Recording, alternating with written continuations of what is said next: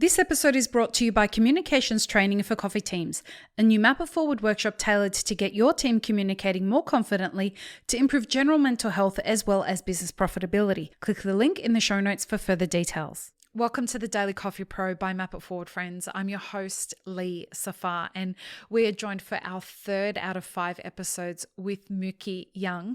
And Muki, we are talking about Kenyan coffee. And in the first episode, we were looking at how Kenya has been impacted by the pandemic and basically the last 3 years and how challenging it wasn't for Kenya, which is so interesting. Mostly. Right? There was some adaptation time, but it wasn't as challenging as it was for most other origin countries. And in the last episode, we were talking about the perception that people have out there about Kenyan coffee versus like what it actually is and why people might be experiencing an evolution of Kenyan coffee based on mostly agricultural decisions that are being made in the country on the origin level. Today we want to talk about the market, and we want to talk about the way that there are a lot of forces on the consuming end that are going to have trickle back effects into the supply chain. Do you have any thoughts on that? And how do you think it's going to play out? So COVID, like I said in the previous episode, or the one before, had been very beneficial to Kenya as one, we were already expensive. Mm-hmm. So the change, the huge increase at the sea market level didn't affect us too much. Right. On top of that, we had other origins that were traditionally maybe a bit more affordable, had greatly increased in price. Right. And Kenya shifted very marginally. So suddenly we were looking like a fantastic option. Adding to that, the consumer was willing to pay more for coffee to explore coffee and a bit more than what they traditionally had been, perhaps. And we had a very, but it was pretty good. It was pretty good for Kenya overall. Now, coming into what feels like will be a worldwide recession. Maybe we'll get by. Coffee quite often is said to be recession-proof, but we'll have to see. It's going to be tough times for everyone, I think. What's scary for us is, even though we had a fantastic year the year prior, this year has been terrible for climate. It's been unusually dry. We're almost in what we would consider a drought in Kenya. So production will have dropped, and not just in coffee. Coffee is the least of our concern at the moment. So we will still produce what quality we can. We will still sell what we can because people need money, and the coffee will be there. But it's also food. It's access to just everyday food that people struggle with. I think in Australia, we are very blessed that what happens around the world really doesn't affect us in the same way. We're lucky to be in a large country that is fairly self-sufficient. I don't think we'll ever go hungry here. No. But in Kenya and in many parts of Africa, their unfortunate history has changed the way they're farmed, they eat. And when you have great changes in the climate, it affects their ability to feed themselves. So over time, like many countries elsewhere, they've become reliant on buying things importing food into the country, whether that's flour from the Ukraine, from Eastern Europe, from Russia, purchasing maize meal, which is now considered the the A the staple. main source. It's the staple in Kenya, what we call ugali there, which is maize meal. Um, very common in Africa. But this is not part of the traditional diets of Africans. This is something that was introduced by Europeans. And maize, like coffee, is not adapted to grow in some countries. Right. Maize has not really adapted to grow in many parts of Africa. So you can grow it, it grows all right.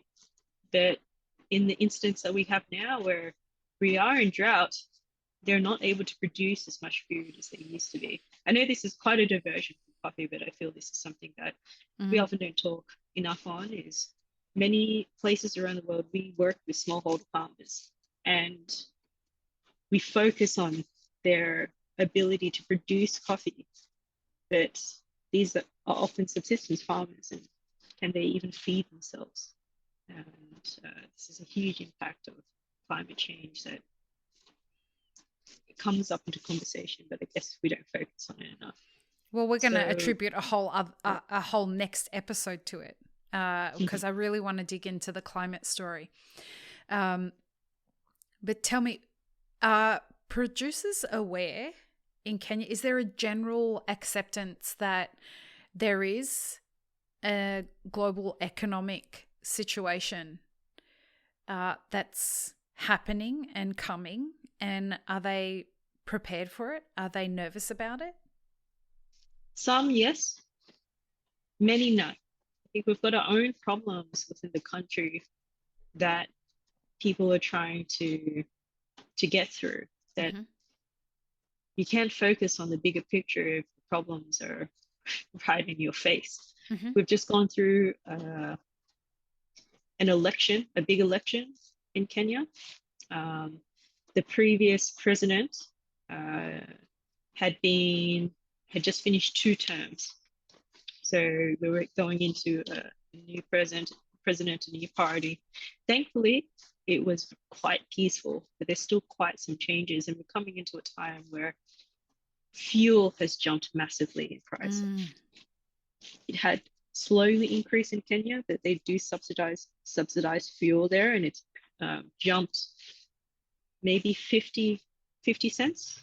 Wow. Maybe more. I think when I left, it had jumped up to around 170, 180 shillings.